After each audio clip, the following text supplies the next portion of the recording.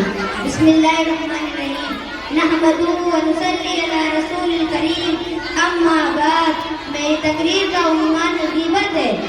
الغیبت اشد من القتل. غیبت کرنا یعنی ایک دوسرے کی برائی کرنا بہت بڑا گناہ ہے. جس کے متعلق ایک واقعہ ہے. ایک عورت بہت گندی اور بدکار تھی، یعنی ناچنے والے لوگ اس کو دیکھ کر اس کے پیٹ پیچھے برائی کرتے تھے. وہ عورت بہت گندی اور بدکار تھی. ایک دن اس نے مسجد کے پاس بیٹھ کر پیشاب کر دیتی ہے اور چند دن بعد اس کا انتقال ہو جاتا ہے. تو اس کے گاؤں والے کہتے ہیں کہ یہ عورت کتنی اور گندی اور بدکار ہے، اسے دفن کون کرے گا اور کفن کون دے گا. تبھی ایک بادشاہ کا گزر اس طرف سے ہوتا ہے تو وہ بادشاہ اس عورت کو دفن کرنے کے لیے تیار ہو جاتا ہے اور اس کو دفن کر دیتا ہے.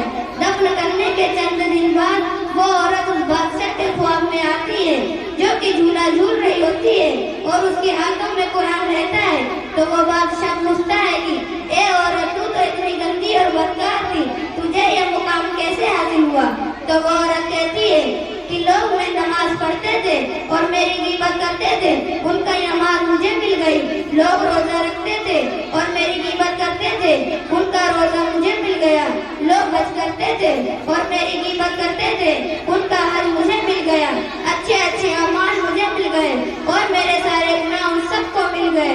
اس لیے ہم کو چاہیے کہ کون کیا کر رہا ہے، کیسے کر رہا ہے، کیوں کر رہا ہے. ان سب چیزوں سے ہم اور آپ جتنا دور رہیں گے اتنا ہی خوش رہیں گے. ایک شخص امام شافعی رحمۃ اللہ علیہ کے پاس آتا ہے اور کہتا ہے کہ فلاں شخص آپ کی برائی کرتا ہے. تو امام شافعی رحمۃ اللہ علیہ کہتے ہیں کہ یہ شخص اگر تو سچا ہے تو چغل خور ہے، اگر تو جھوٹا ہے تو فاسق. اگر اس پر وہ شخص شرمندہ ہو کر وہاں سے چلا جاتا ہے. اس لیے جو شخص آپ کے سامنے دوسروں کی برائی کرتا ہے تو ہم اس پر کیسے یقین کر سکتے ہیں کہ وہ آدمی آپ کے سامنے دوسروں کے سامنے آپ کی تعریف کرے گا. اس لیے ہم کو چاہیے کہ ہم سب غیبت سے ہم کسی کی غیبت نہ کریں. اللہ ہم سب کو غیبت سے بچائے. آمین ثم آمین.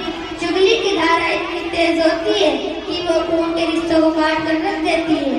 دوسروں کے عیب چھوڑ اور دردی سے جا کے کہے، دوسروں کے عیب چھوڑ اور دردی سے جا کے کہے، اتنی تو جگہ چھوڑ کے گریبان دکھائی دے. ہمارے نہیں